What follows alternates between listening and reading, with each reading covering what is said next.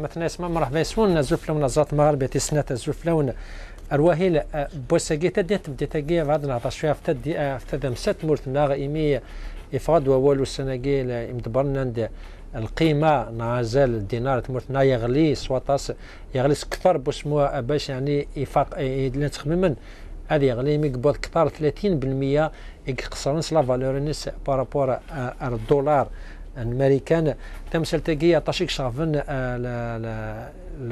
لايفان نايم دبرن نايم مزاون زيكسبير الكوميرس نال تدم ست مرتنا هتولين حاجه يعني يقوارني في مرتنا والسنه قد الحوني مي عطاسي الامور كلان يكسخلعان يثمرتنا في الجهه تولي البترول مازال رخيص تولي نكون نزول البترول القلب بارابور سكسني قاعدان تولي مازال نقطوا طاس سيت موران برا ويعني نعتبر الدينار كيك صبن القيمه نستيقي ياكل جان يعني ويمزونا كتقارن الجزائر الحو روسان ايفركانن الجزائر الحو الحاجه كوارن رزدات ما الا يمدبرناكي وخدمنا راه بوليتيك تجديط باش تسقمن لا بالونس الكوميرسال تمورتنا باش تسقمن لي حاله تمورتنا خاطر امكت الحواكه الحاله وشبي حاله الحاله وصفر حاله الساقيت مثلا سماد نسيادنا وكرا مزاون كرا زيكسبير فينونسينا كومير لا ديزيكسبير باش تفهم منه هني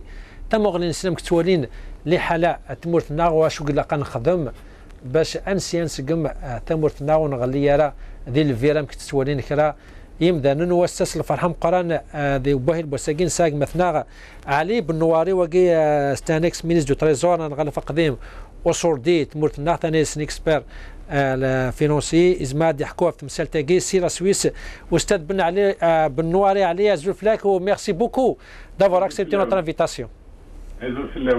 D'abord, monsieur Benoît, la question évidente que peut-être tout le monde pose en ce moment, quand on parle de dévaluer le dinar par rapport au dollar, c'est exactement qu'est-ce qui se passe sur le terrain pratiquement pour le commerce algérien. C'est quoi exactement d'évaluer le dinar algérien par rapport au dollar? Je vais prendre un exemple simple. Quand le dollar passe de 90 dinars à 100 dinars, on dit que le dinar a dévalué de 10%. Et qui décide de cette dévaluation? Qui prend la décision de dévaluer le dinar? C'est la Banque centrale. Elle se base sur quoi exactement pour décider comme quoi c'est le moment de dévaluer le dinar ou c'est pas encore le moment? Elle se base sur quoi exactement? Oui, c'est une bonne question. Elle se base sur deux éléments combinés. La première, c'est la différence entre les niveaux de prix en Algérie et à l'étranger. Quand les prix augmentent en Algérie par rapport à l'étranger, ça veut dire que le dinar est en situation d'être dévalué. Ça veut dire qu'on le dévalue pour maintenir le même pouvoir d'achat. Le deuxième élément, c'est la balance des paiements. Quand la balance des paiements est déficitaire, on dévalue le dinar pour importer moins, pour que les importations soient plus chères et donc on importe moins.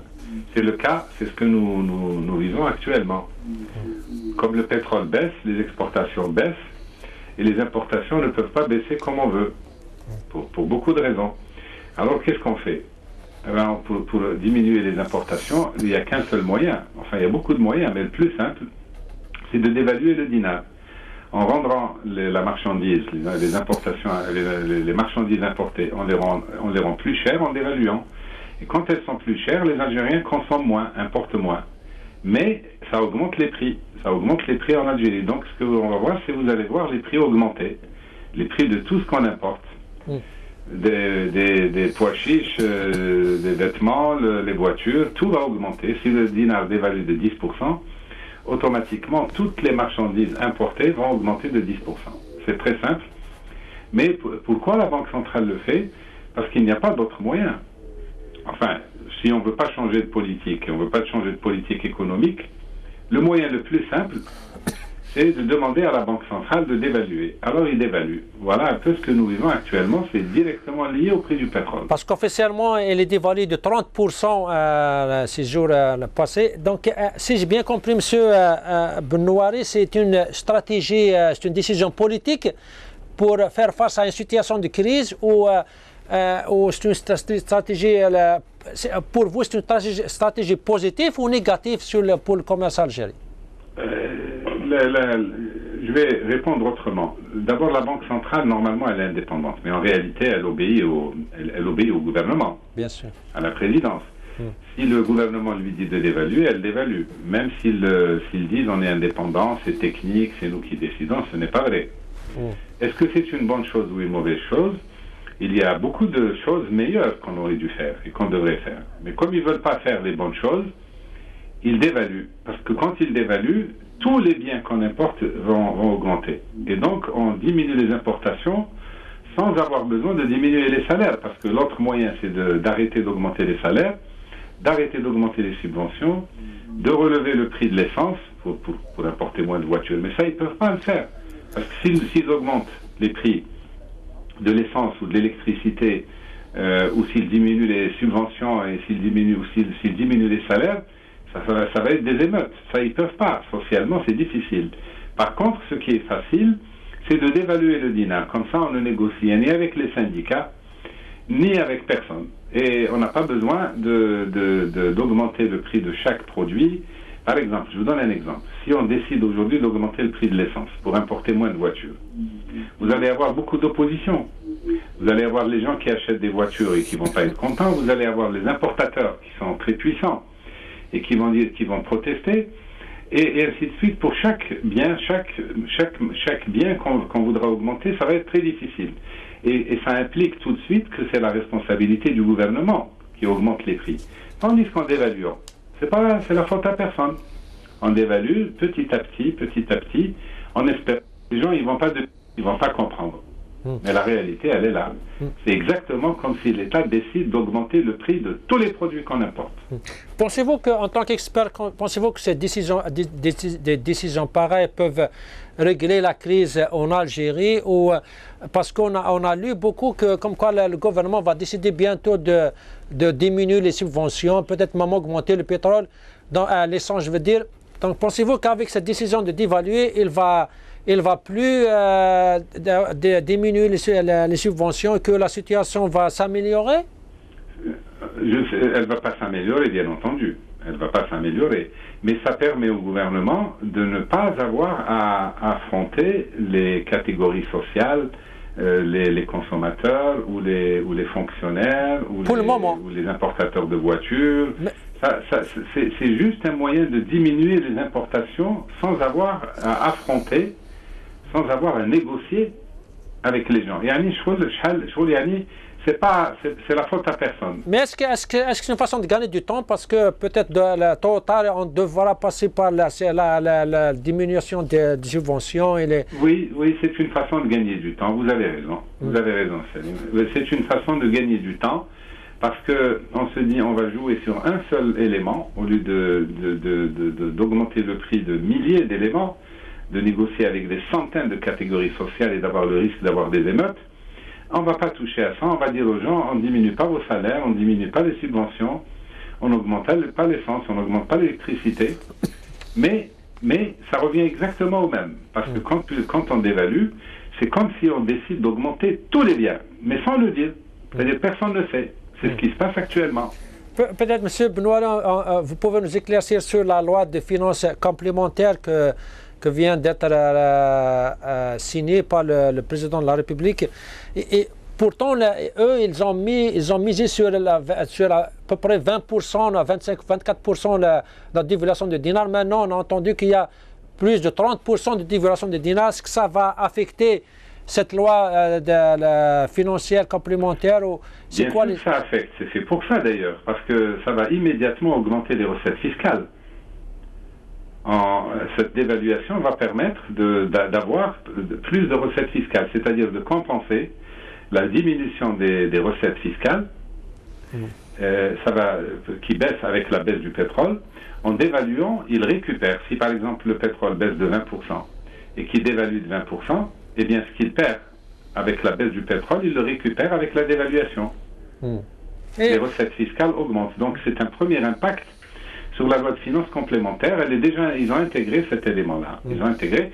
S'il n'y avait pas la dévaluation, la loi de finances serait encore plus compliquée, plus problématique. Tout à fait. Et à ce moment-là, ils seraient obligés d'affronter la réalité.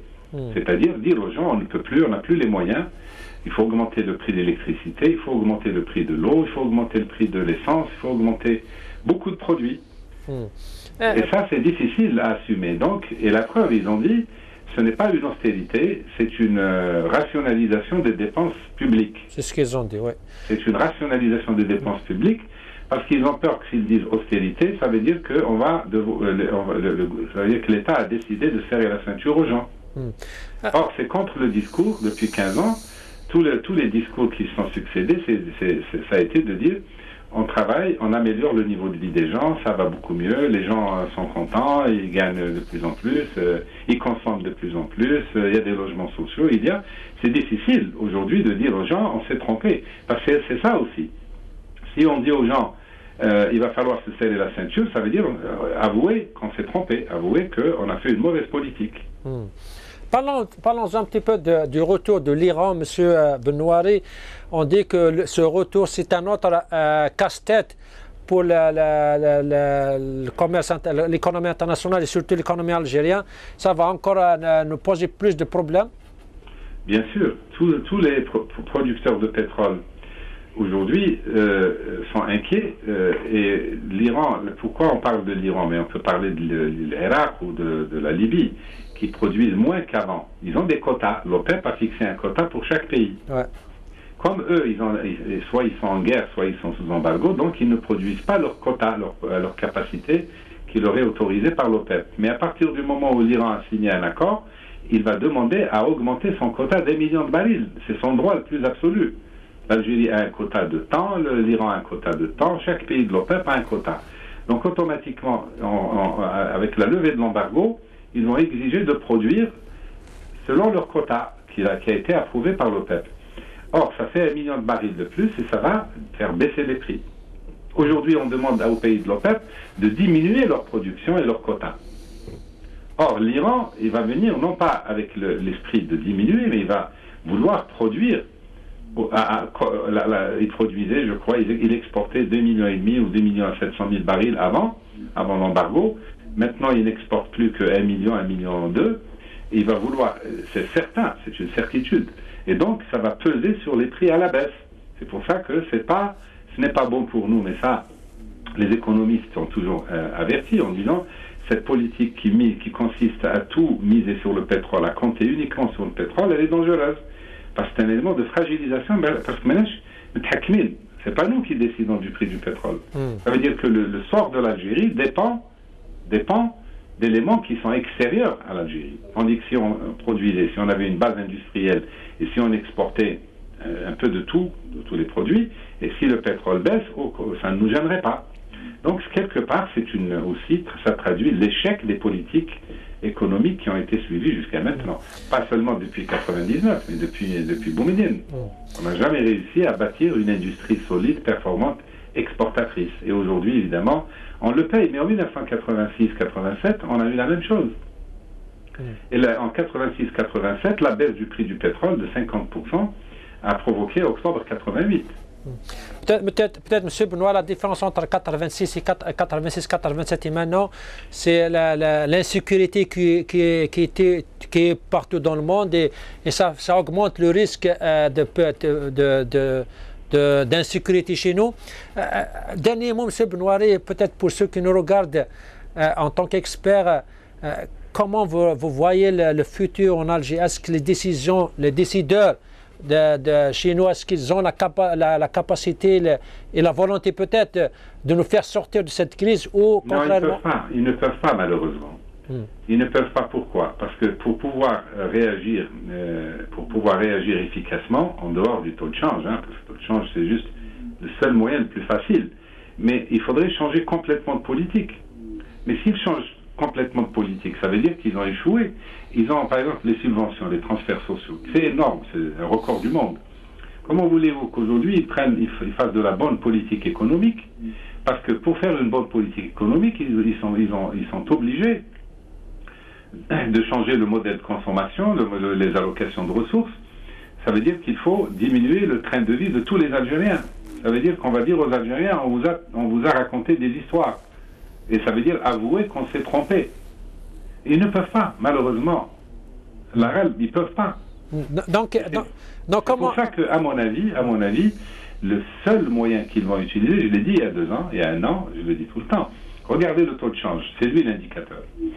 La seule politique qu'on va avoir, c'est la politique de change qui va radicalement changer. On va peut-être passer de 100 dinars pour $1 à 150 ou même à 200. C'est parce que ça, c'est facile, c'est rapide, ça a un effet immédiat. Récupérer, compenser les recettes fiscales qui diminuent, le seul moyen de compenser les recettes fiscales, c'est de dévaluer le dinar. Malheureusement, en dévaluant le dinar, ce qu'on a donné aux gens d'une main, on le reprend d'une autre main, sans que ça se voit. C'est-à-dire qu'on va diminuer le pouvoir d'achat des gens, de tous les Algériens, mais surtout des pauvres et des modestes. Parce que les riches, ils s'en foutent. Donc il faut s'attendre à que cette crise s'aggrave et on a beaucoup de jours difficiles qui nous attendent au futur. Oui, vous avez cité la différence avec 86-87. Il faut savoir que la population a doublé. Bien sûr. Et vous savez, rien que pendant le 4e mandat, la population va augmenter de 5 millions d'habitants. Et vous savez ce que c'est 5 millions d'habitants? C'est la population de la Norvège, du Danemark, de la Finlande. Déjà, alors qu'ils sont très riches, ils sont inquiets. Alors imaginez, nous, la population a doublé depuis 86-87 et elle va augmenter de 5 millions d'habitants. Ça veut dire qu'il va falloir faire plus de logements sociaux, importer plus de blé, plus de médicaments, plus de lait. Comment ils vont faire? En fait, je n'aimerais pas être à leur place, sincèrement. C'est très difficile pour eux. Je pense qu'ils ne doivent pas dormir. C'est un cauchemar. Pensez-vous vraiment qu'ils ne peuvent pas dormir, qu'ils sont conscients de la gravité, ou que peut-être il y a d'autres qui disent qu'ils s'en foutent, ils font marcher la machine? Non, il y a une chose qu'on ne peut pas dire, c'est qu'ils ne peuvent pas s'en foutre parce qu'ils sont au gouvernail. Et ils ont tous les pouvoirs. Donc ils savent très bien que pour le peuple, ils sont responsables. Pour l'instant, ça ne les a pas gênés parce que le pétrole n'arrêtait pas de monter. Il y avait tellement d'argent. C'est facile de gouverner un pays quand on a beaucoup d'argent. Parce que tous ceux qui ne sont pas contents, on leur donne de l'argent. Même s'il n'y a pas de travail, on leur donne un logement social, on leur donne des produits qui ne coûtent pas cher. C'est facile, tous les transferts sociaux, les subventions, c'est ça. Le problème, c'est quand il y a un retournement de situation, comme c'est le cas maintenant. Et là, ils doivent être très inquiets, ils ne savent pas quoi faire.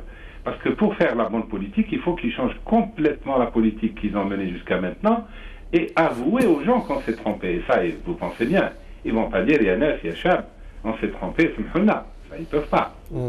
Ok. Oui, c'est ça. C'est difficile. Monsieur Benoiri Ali, ex-ministre du Trésor, je vous remercie, Barakallahu Fik, d'avoir été avec nous. شكرا جزيلا. Maintenant, أنا ديرك مثلا العربي زويمية وكذا مراي هذا مسا إكسبير وأناليست économique سي كندا مثلا العربي زويمية زوفلك. وميرسي بوكو d'avoir accepté notre invitation. Azulfellek, est-ce que vous m'entendez? Je vous entends très bien. Merci beaucoup. Premièrement, je ne suis pas expert, je suis journaliste, mais j'ai fait de l'analyse à partir des lectures que j'ai faites pour être précis, parce que expert, c'est un petit peu un grand nom. En tout cas. Super. Allô? Oui, je vous entends, monsieur Larbi. Oui, lisez votre question. Je n'ai pas entendu votre question, monsieur. D'abord, je crois que vous avez entendu l'analyse de monsieur Ali Benoiri. Est-ce que vous partagez ce point de vue qui dit que cette dévaluation de dinar, c'est une catastrophe pour l'économie algérienne, que des jours très difficiles nous attendent dans le futur proche? Oui, bien sûr. Je salue l'ex-ministre du budget, je pense, Autant Derzeli. C'est un gars qui, je pense, en matière de banque, il s'y connaît.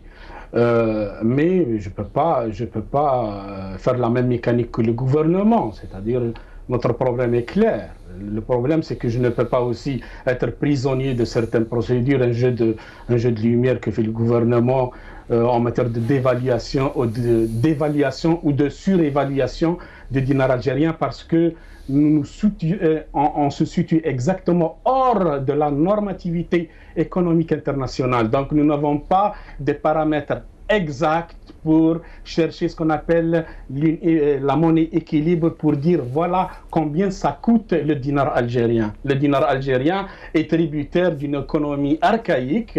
Nous n'avons pas un instrument productif qui évalue notre pays, qui évalue la richesse de notre pays pour en tirer des dividendes. Notre monnaie n'est pas appréciée ni à l'intérieur ni à l'extérieur. Nous n'avons pas un produit touristique qui peut engendrer une attractivité à cette monnaie. Et voilà le topo. Maintenant, est-ce que ce que fait le gouvernement, et ça c'est ce qu'on appelle, c'est les balbutiements, c'est ce qu'on appelle, il est en train de faire dans le tonneau des Danaïdes, il est en train de verser, ça coule du bas, il est en train de pousser une pierre comme les supplices de Tantale, mais ça revient. Ce sont pas... Allô?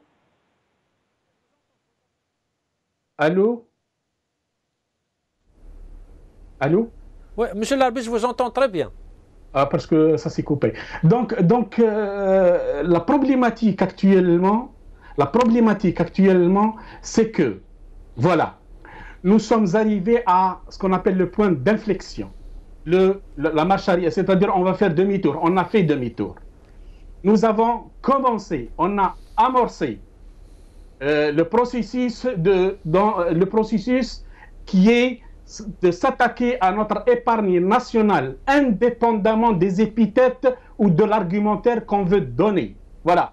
Nous sommes en régression et la question qu'il va falloir poser, quelles sont les réponses immédiates? Quel est l'illico presto dans le cas algérien? Ce n'est pas une loi de finances complémentaire, ce ne sont pas des réaménagements à l'emporte-pièce, ce n'est pas une prétendue rationalisation de la dépense publique, peut-être ça c'est des accessoires, mais la vraie vérité, que représente l'agriculture dans le PIB algérien? Que représente la PME dans le PIB algérien? Quel est le PPP algérien face aux monnaies internationales, ce qu'on appelle Purchasing Power Parity, ou ce qu'on appelle en français la parité du pouvoir d'achat qui définit notre position à la monnaie internationale? Est-ce que nous avons une production? Est-ce que le boulanger qui est en train de préparer la farine, il prépare la farine, ensuite il la met dans le four, ensuite il la vend, il va déduire ce qu'on appelle la consommation intermédiaire ou ce qu'on appelle l'intermediate consumption, et pour voir la plus-value. Cette plus-value, cette valeur ajoutée, elle dépend d'une farine importée. Nous n'avons pas compris, c'est un président et sa clique qui n'ont pas compris dès 2000 que nous étions proches de la farine. We have been close to the flour. Proche de la farine que du zinc et du plomb. C'est ça la vraie vérité. Nous avons dépensé, nous avons jeté de l'argent pour une restructuration industrielle et agricole qui, en principe, dans la logique des choses, doit représenter au moins quelques 60% à 30% égal. Ce n'est pas, nous dépendons actuellement à 28 jusqu'à 38% du pétrole qui forme exactement notre PIB ou GDP en anglais. C'est ça la vraie vérité. La vraie vérité, c'est ces réponses-là qu'il va falloir faire une communauté d'économistes, de financiers, d'ouvrir la porte aux Algériens, à tous les Algériens, à toutes les compétences, au lieu de nous casser les pattes chaque jour avec un boucher qui ne sait même pas planter un dent, alors qu'il s'est spécial, un dentiste qu'on ramène pour faire la fonction d'un globe-trotteur de l'économie. Voilà ma réponse. Donc monsieur Larbi, si j'ai bien compris, maintenant les gens qui nous gouvernent, les gens qui essaient de nous faire sortir de cette crise, d'après vous, ils n'ont pas ni la compétence ni les qualifications pour nous faire sortir de cette crise, parce qu'en prenant ces décisions, c'est des décisions temporaires et ça ne va pas servir à contrecarrer cette crise. Donc, à quoi on peut s'attendre demain? Un Algérien, à quoi il peut s'attendre? Qu'est-ce qui va nous arriver demain sous cette crise globale? Écoutez, c'est un gouvernement, premièrement, qui arbore plus d'insolence que d'enchantement. Ça, c'est sa définition. Donc, c'est le qualificatif. Peut-être qu'il est le meilleur. Mais c'est ce même gouvernement et sa clique et toute la caste qui ont ramené par le couloir clientéliste rentier. Cette caste-là, elle rigolait. Elle jetait, c'est-à-dire à l'abondance, à l'appel des sourires, de moquerie face à certaines économies, parce qu'ils riaient des gens qui se sont noyés dans la rivière alors qu'eux n'ont pas passé la rivière. Maintenant, nous savons qu'ils souffrent de malaise parce qu'ils n'ont rien du tout. Ils sont arrivés au cul-de-sac, c'est ça la vraie vérité. Est-ce que réellement, sur le plan chronologique, si on essaye d'incruster cette Algérie dans le calendrier. Est-ce que réellement, quel économiste dans le monde peut vous dire que nous avons les moyens, au moins d'ici 2018, de sauver 20 milliards de dollars en réserve? C'est faux. Nous arriverons à zéro. Et notre souveraineté va être mise en capilotade. C'est ça la vérité. Peut-être eux qui aiment la France, qui ont une relation d'amour avec la France, qui d'un côté en train d'évaluer le dinar pour faire face à l'importation, mais d'un autre en train de lâcher, d'ouvrir la bergerie au loup sous le vocable de ce qu'on appelle ce budget, ce crédit de consommation pour plaire aux Français, qu'ils aillent au Trésor français, qu'ils demandent une évaluation, une seule évaluation du dinar et qu'ils se mettent sous la parapluie du Trésor français comme le CFA africain. Nous sommes un pays en guerre presque, parce qu'il y a une quantité d'argent énorme. L'inflation, peut-être, ça va, avec ces affaires-là, c'est-à-dire ça va arriver à des proportions astronomiques, ça c'est une vérité. Mais nous sommes comme le Liban, j'ai dit ça, de 1978. Nous n'avons rien. Nous n'avons même pas de millimètres dans l'économie mondiale. Sur quoi on évalue un pays? Sur la base de quoi, Yassisseli? La chose la plus importante encore, et on doit vraiment un petit peu élargir le champ de vision. Nous avons deux États en Algérie. L'Algérie fonctionne en dualité. Il y a une Algérie du salaire légal, de l'enseignant, du médecin, de l'ouvrier, du fonctionnaire.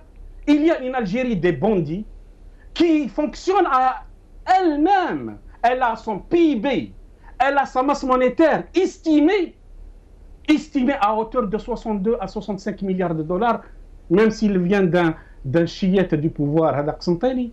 Mais disons que c'est vrai. Mais c'est énorme. Mais vous avez un monstre à l'intérieur. Mais qui va mettre en congé définitif ce monstre? La gendarmerie, la police, le général invisible. C'est plus dangereux que le terrorisme. Il y a un deuxième État qui décide. Il y a un deuxième État qui a sa banque. Il y a un deuxième État qui a sa propre monnaie.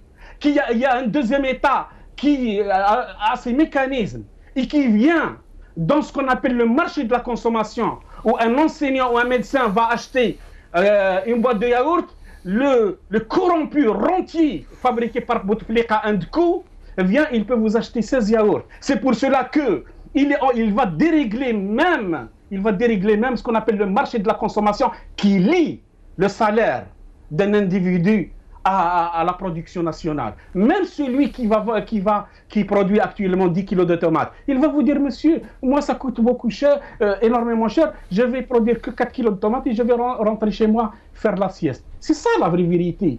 Nous avons un pays archaïque. Nous avons un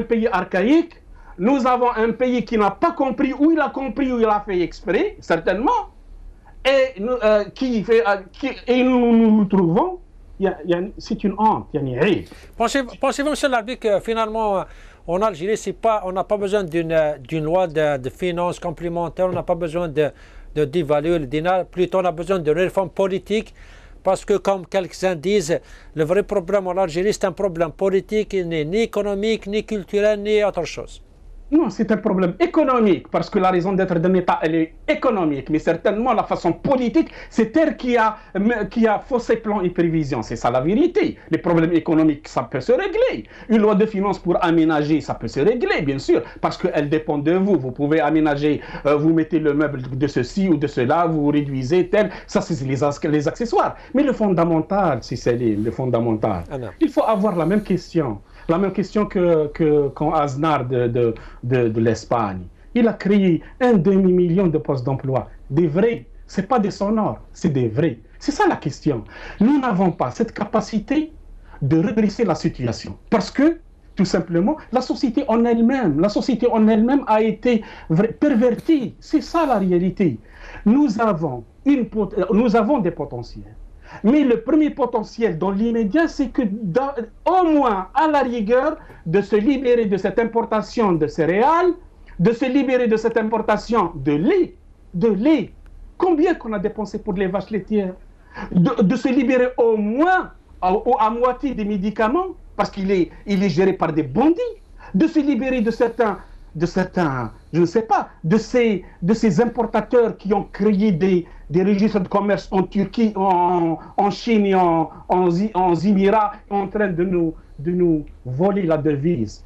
Je n'ai pas d'autre qualificatif. C'est ça la réalité. Maintenant, les réponses que fait le gouvernement sont vraiment, c'est du cirque. C'est du cirque, c'est des gens vraiment incompétents. Deuxièmement, rentiers et corrompus. Et ce sont eux les coupables. J'aimerais bien qu'ils déguerpissent, que quelqu'un prend une petite relève pour redresser la situation. Et ce n'est pas un jeu de mots, c'est une vérité. Il s'agit de l'avenir de 40 millions d'habitants. Il s'agit de l'avenir d'un pays de 2 381 000 km. C'est un continent. C'est très difficile à gérer. Si à jamais il y a une déficience en matière d'équipement militaire ou une déficience économique, et vous aurez le premier Gabonais avec une flèche en bois qui va vous coloniser. C'est ça la réalité, Khoya Salim. C'est ça la réalité. C'est une réalité difficile, mais c'est la réalité. Monsieur Larbi, Zouamia, merci beaucoup d'avoir été avec nous et d'avoir donné votre analyse à Texaha. C'est Larbi.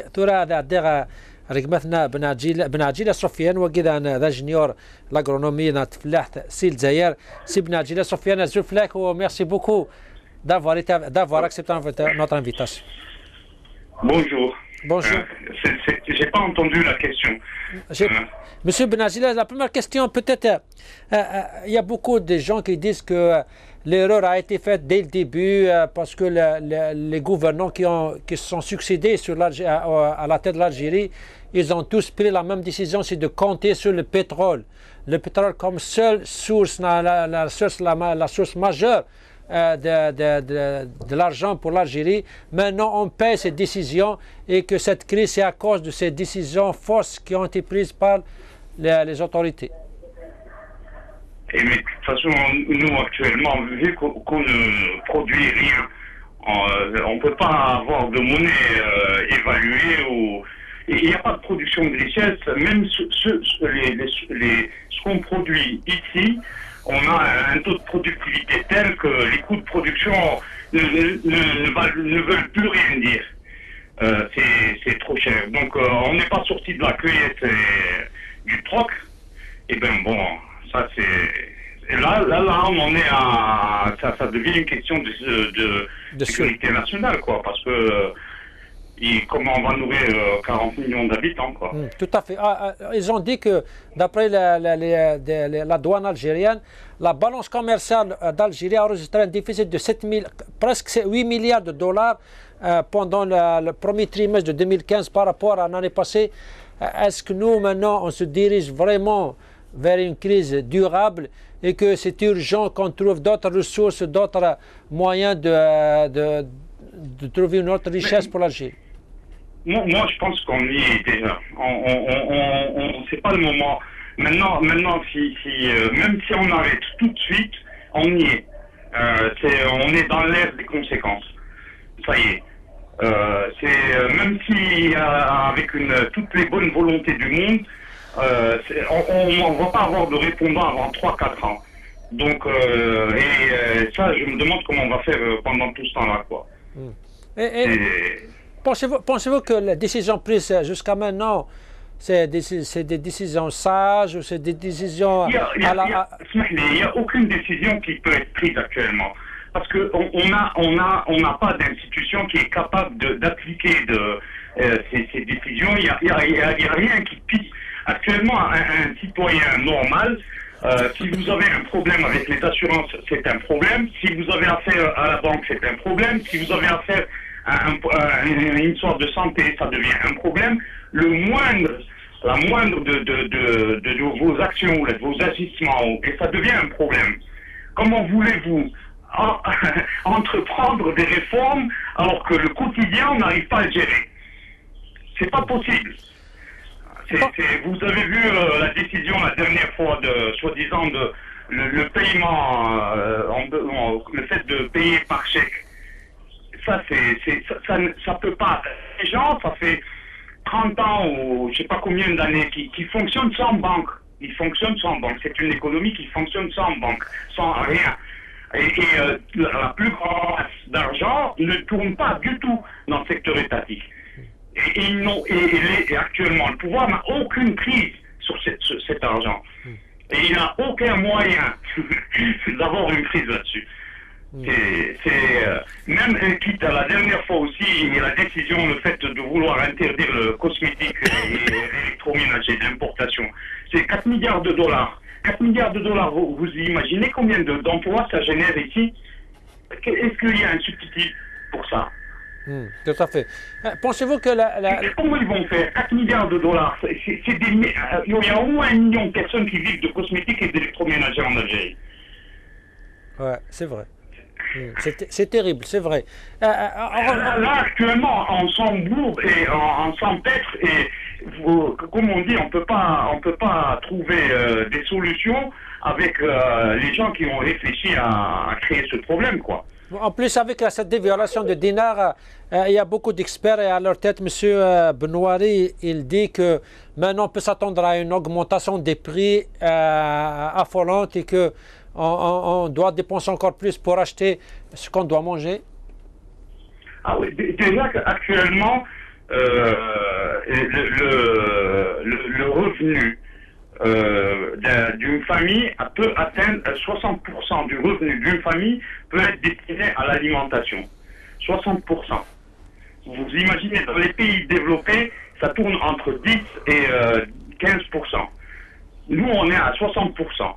On est nettement au-dessus de beaucoup de pays qui sont en voie de développement. Et en plus, pour quelle qualité? On sait ce que... vous n'imaginez même pas ce qu'on est en train de manger. Donc, c'est sûr que ça va être invivable, quoi. Ça va être invivable. On ne produit aucune richesse. C'est exactement là, en tant que j'ai ingénieur en agronomie, comment vous voyez, c'est quoi l'apport de solution? Comment on peut changer notre source d'argent et qu'on peut se diriger vers autre chose que le pétrole? Mais on peut, vous savez, en théorie, il y a plein de solutions et pour tout. Mais il faut qu'il y ait la machine derrière qui fonctionne. Et la machine, c'est pas cette machine qui va fonctionner, c'est pas avec ces mécanismes qu'on va fonctionner, c'est pas possible. Actuellement, tout ce que vous pouvez proposer ne marchera pas dans la situation où on est. Rien ne marche. C'est à cause de quoi exactement? C'est à cause des gens qui nous gouvernent ou c'est à cause de la situation qui est déjà très grave, on ne peut plus reculer? C'est quoi exactement la cause? Même si les gens qui nous gouvernent voulaient changer, c'est pas plus possible. Actuellement, c'est plus possible. Produire, on est arrivé à une situation où un producteur pratiquement, alors on se met dans la tête que nous sommes un État rentier et que tout fonctionne comme ça. Un type qui produit une richesse dans un système pareil, c'est quasiment un type qui est hors la loi. Il est contre le système. Et c'est quoi? On en est arrivé là, quoi. C'est ça. Et le politique dans tout ça, c'est quel rôle que les partis politiques peuvent jouer pour essayer, c'est pas donner un peu d'espoir quand même dans cette situation alarmante? Oui, il faut arrêter la machine, il faut arrêter le massacre.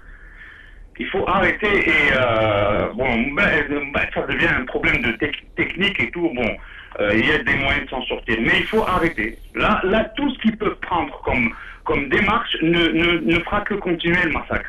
On fera que s'enfoncer encore. Et pensez-vous que maintenant les autorités, surtout le gouverneur, est-ce qu'ils sont conscients de cette réalité que tout le monde, tous nos invités sont unanimes pour dire comme quoi on vit dans une situation catastrophique et qu'on est en train de se diriger directement contre un mur? Pensez-vous que ces dirigeants sont conscients de cette situation et qu'ils savent où on vit? Oui, il y en a qui sont conscients. Oui. Il y en a qui sont conscients, mais bon, ça veut pas dire qu'ils sont engagés pour faire quelque chose d'autre. Le fait d'être conscient, ça ne sous-entend rien du tout, quoi. Ça n'engage en rien. C'est pas les gens, il y en a qui sont immatures dans leur réflexion, et bon, et le rôle de la population dans tout ça? La responsabilité plutôt de la population?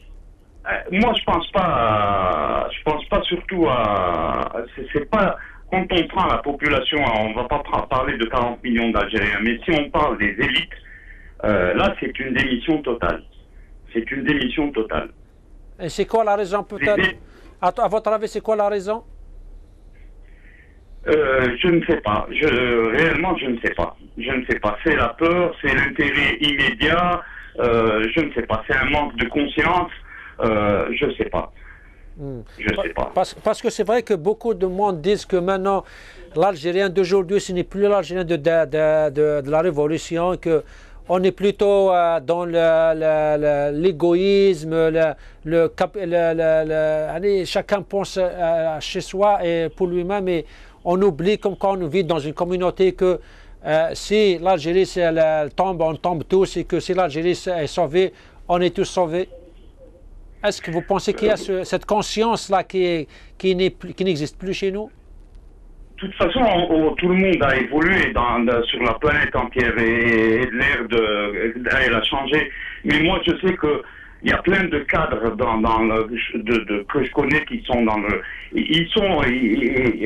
vous savez, la génération qui sont PDG, etc., il y en a plein qui sont diabétiques. C'est la catastrophe. Hein. Les gens qui sont honnêtes et tout, et ils dépriment tout le monde. Tout le monde, ils attendent leur retraite. C'est le départ, c'est la démission. Hein. Une dernière question, monsieur Sofiane, si vous voulez, si vous le permettez, en tant qu'ingénieur agronomique. Il y a des gens qui disent peut-être on peut utiliser le soleil comme une autre source d'énergie, qu'on va gagner beaucoup d'argent avec ça. Est-ce qu'il y a, c'est vrai que cette source, on peut l'utiliser que chez nous? On n'a pas cette volonté pour utiliser cette énergie? Vous savez, cette histoire ça va nous faire gagner beaucoup d'argent et tout. Donc on transpose le problème de rente. On n'est pas sorti de ce truc-là. D'une part. D'autre part, rien n'est prouvé que ça va nous faire rentrer de l'argent. Parce que l'histoire de Desertec, etc., c'est encore pas économiquement, c'est pas encore mis au point. C'est un procédé qui coûte et qui consomme énormément d'eau, qui demande énormément de technicité, et c'est pas pour, et là-dessus on a 25 ans de retard ou 30 ans de retard. Donc c'est pas évident. Non, il faut une population, il faut que les gens soient liés à leur pays, c'est-à-dire qu'ils gagnent ce qu'ils mangent, ils le gagnent avec son travail. Et avec depuis petit à petit, ça a été insidieux, mais petit à petit, on se retrouve avec on a créé l'individu futile qui ne sert à rien. Les 2 tiers des Algériens ne font pas, il n'y a rien. Les gens, ils sont payés à ne rien foutre, quoi. Dernière question, monsieur Sofiane, si vous le permettez, c'est cette conscience populaire.